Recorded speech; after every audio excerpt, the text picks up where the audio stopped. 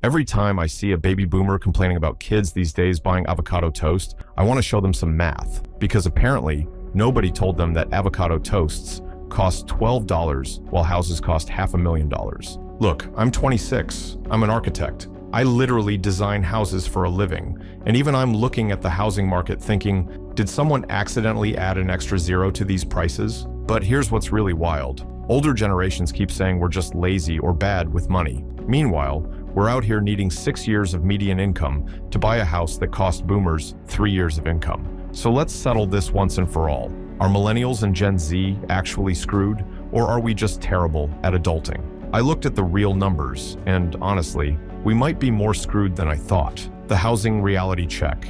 Let me start with housing because this is where the numbers get absolutely ridiculous. When the average boomer turned 33 back in 1988, the year Nike came out with Just Do It, and everyone thought Back to the Future 2 was peak cinema, the median home price was $91,000. Their median household income? About $28,000. Do the math. 3.25 years of income to buy a median house. Fast forward to today. When the average millennial turned 33 in 2022, the median home price was $433,000. Median household income was around $70,000. That's 6.2 years of income for the same house. According to inflation calculators, that $91,000 house would be approximately $220,000 today. We're literally paying double what we should. And I'm in architecture. I know what it costs to build. Materials have gone up, sure. Labor costs more, absolutely, but not double. The difference? Land prices, zoning restrictions, and the fact that everyone's treating houses like stock investments instead of, places to live. And if you're thinking, well, I'll just rent until I can buy, that's no better. The average rent in the US just hit $1,800 a month. That's $21,600 a year. Basically a down payment every single year. Just gone. Renting used to be the affordable option. Now it's just a subscription to stay alive. But hey, maybe if we skip brunch for the next 137 years, we can finally afford a starter home. The debt trap. Remember when college was supposed to be your ticket to the middle class? Yeah, about that. Student loan debt has absolutely exploded. The average graduate now leaves school with $30,000 in debt. In the 1990s, it was $10,000. But here's what really grinds my gears. That expensive degree, it's worth less than ever. Back in the day, having a college degree made you special. Now, everyone has one. It's like when everyone started getting participation trophies, suddenly the trophy didn't mean much. I know people with master's degrees working retail because entry-level jobs now require 3 to 5 years of experience. Entry-level with experience required, that's like saying beginner expert needed. It makes no sense. And let's not forget credit cards. The average millennial carries over $6,000 in credit card debt at 20% interest. That means if you only make minimum payments, it'll take 17 years to pay it off. By the time you're done, that $6,000 turns into $15,000. Debt doesn't just steal your money, it steals your future options. Here's where we're really shooting ourselves in the foot. Car payments. The average car payment in 2024 is $716 per month for 69 months. That's almost 6 years of payments for something that loses 20% of its value the moment you drive it off the lot. I see people my age financing $50,000 trucks while making $45,000 a year. That's not financial planning. That's choosing monthly payments over financial freedom. Look, I get it.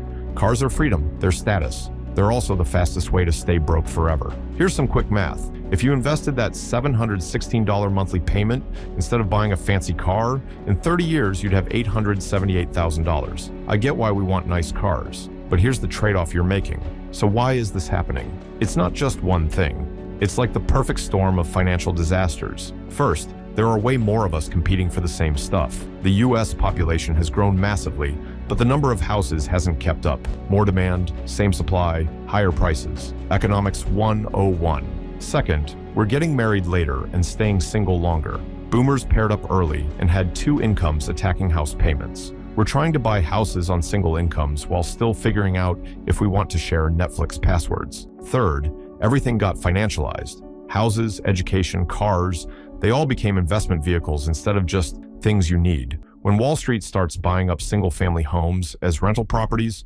regular people get priced out. And fourth, this one's on us.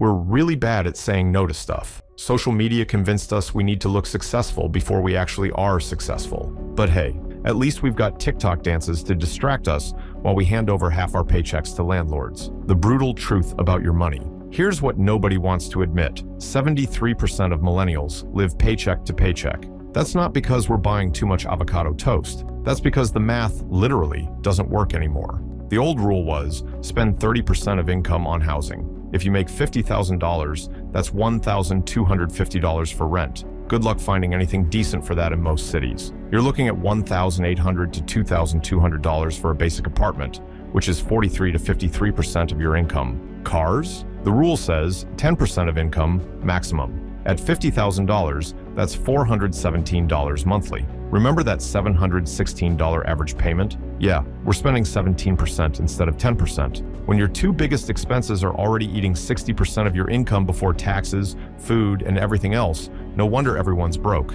But here's what you can actually do. Look, I'm not here just to depress you with math. There are ways to win this rigged game. First, house hack the housing crisis. Can't afford a house? Buy a duplex, live in one side, rent out the other. Your tenant helps pay your mortgage. I know it's not ideal, but Ideal left the building when houses started costing $500,000. Or, if buying isn't realistic right now, share housing with roommates and funnel that savings into investments. It's not glamorous, but it buys you breathing room. Second, start with micro-wins. Open a high-yield savings account that actually pays you interest. Cancel subscriptions you forgot about. The average person wastes $80 monthly on unused services. These aren't life-changing moves individually, but they free up cash for the stuff that actually matters. Third, fix the car problem immediately.